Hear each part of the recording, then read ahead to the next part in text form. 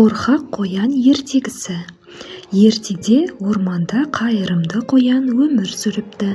Қоян кішкентай аңдарға көмектеседі. Аңдардың жоғалтқан заттарын тауып әкеп береді. Себебі қоян иісшіл дыбысты жақсы сезеді. Барлық аңдар қоянды жақсы көреді.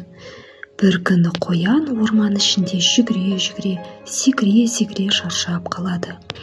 Ол өзінің қарны қатты ашығанын сезеді.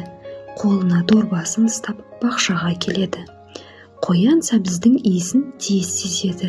Өйткені қоян сәбізді жақсы көреді. Қызыл сәбіздерді суырып, асықпай дорбасына салады. Осы кезде бақшаны суарып жүрген бағбан ата қоянды байқап қалады.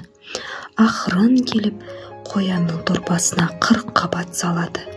Бағбан ата жасырынып қалады.